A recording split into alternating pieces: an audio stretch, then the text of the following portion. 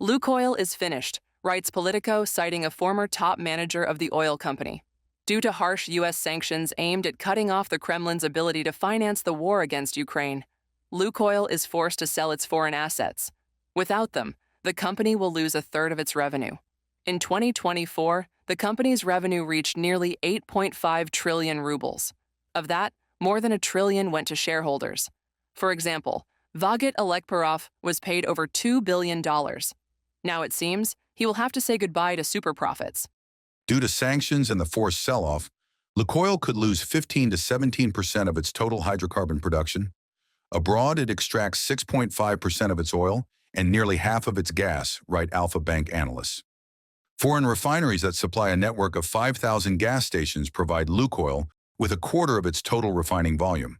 The loss of foreign assets could have a significant impact on LUKOIL's financial performance, warns Alpha Bank, from a publication by the Moscow Times on Telegram.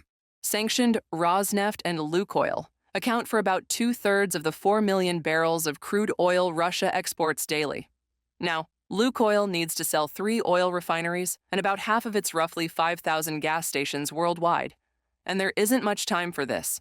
Starting November 21st, the company could face serious fines.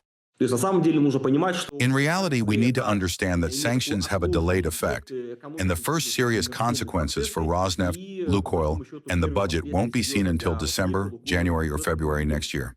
Their revenues will collapse by up to 40% in oil and gas income, so this is a serious matter.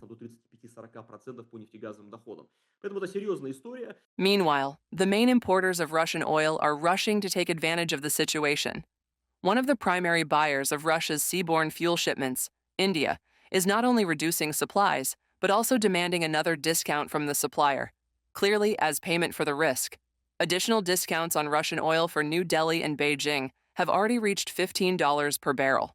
With discounts, Moscow is now selling Brent-grade oil for less than $50 per barrel, which is critically low, economists explain. Trade is becoming unprofitable. It's already around cost price, bringing no income to corporations like Rosneft or LUKOIL, nor to the Russian budget. This is a really serious issue. We see even from official data that the finance ministry reports oil and gas revenues are only a small part of the income the budget gets from Russian oil and gas companies. Just 2 taxes, extraction and export. These 2 taxes have already fallen by 20 to 22% from January to September. And the finance ministry officially acknowledges about 3 trillion rubles in lost oil and gas revenues.